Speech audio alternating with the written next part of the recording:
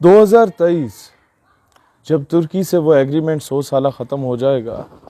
اور ترکی دوبارہ اپنے اس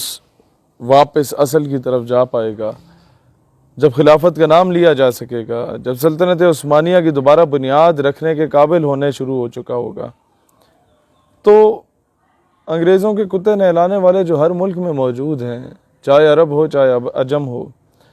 وہ لوگ جن کی تلواریں عورت اور شراب پہ آ کے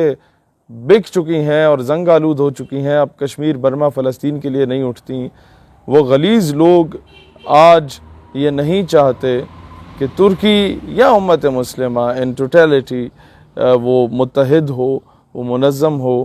اور انہیں پتہ ہے کہ جب دوبارہ یہ نظام آئے گا تو سب سے پہلے ان لوگوں کا احتساب ہوگا۔ ایسے لوگ ہر جگہ پہ موجود ہیں۔ پاکستان بننے سے پہلے تحریک خلافت جب چلی 1914 کے بعد جا کے 1920، 22، 23 تک،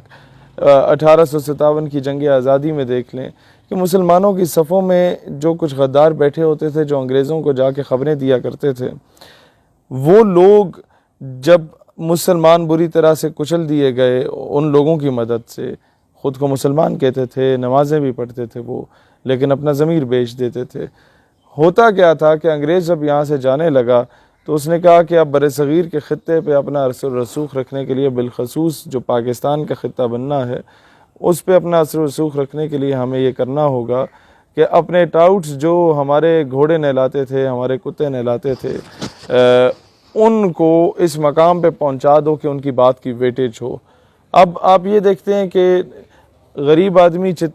کتنا ہی انٹلیکچوئل کیوں نہ ہو، اس کی بات کی ویٹیج نہیں ہوتی۔ ایک بندہ پراڈو سے اتر کے اگر کوئی بکواس بھی کرے تو قوم بولے گی واہ واہ کیا خوبصورت بات فرمائی ہے قبلہ آپ نے۔ تو اسی طریقے سے انہوں نے کہا کہ آپ گھوڑے پہ بیٹھیں، اور صبح کا سورج طلوع ہوا اور انہوں نے کہا گھوڑے کو دوڑائیں۔ گھوڑا دوڑتا تھا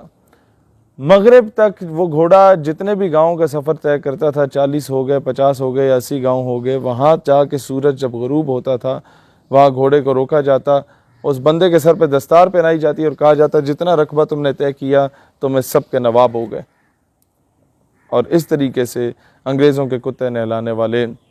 ان کے حقے بھرنے والے، ان کی میم صاحب کے آگے پگڑیاں پہن کے باریش ہو کے داڑھی رکھنے کے باوجود جھک کے ان کی طرف نظر اٹھا کے نہ دیکھنے والے اور چائے پیش کرنے والے، ان لوگوں کو یہ اپنا غلام بنایا گیا اور بعد میں ہمارے ملک پہ مسلط کر دیا گیا۔ اب یہ چند خاندان ہیں، بہت بھی ہو گیا تو 150 سے 200، اس سے زیادہ کر دو تو 250 سے 300 خاندان ہیں جو آپ کو ہر پولیٹیکل پارٹی میں ملیں گے، جو آپ کو ہر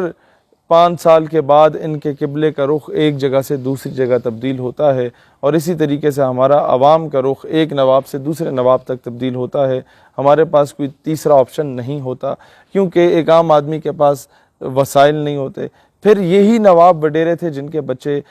یا جن کی لابیز بیوروکریسی میں یا باقی جگہوں پہ بہت زیادہ سٹرونگ ہو گئیں، اور یہی وہ لوگ ہیں جن کا اٹھنا بیٹھنا عورت اور شراب کی محافل میں بہت زیادہ ہوتا ہے، اور جو دوستیاں ان کی وہ شراب کی محافل میں آپس میں بنتی ہیں، سارے ایک دوسرے کے رازدان ہوتے ہیں،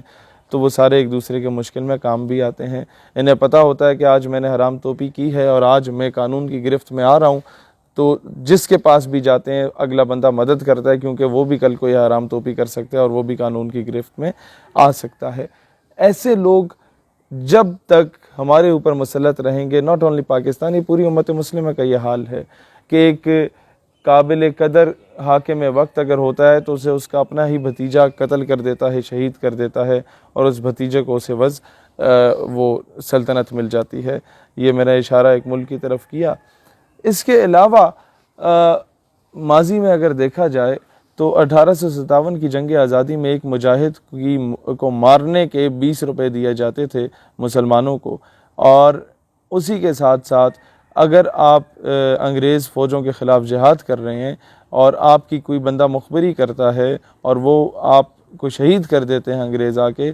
تو مخبری کرنے والے کو آپ کے نام پہ جتنی بھی جائیداد ہے وہ دے دی جاتی تھی۔ اس لالچ میں یہ سارا کچھ ہوتا تھا۔ آج بھی اسی طرح ہوتا ہے کہ کبھی ایم ایل کانسی کو بیچ دیا جاتا ہے جو فرقہ وارانہ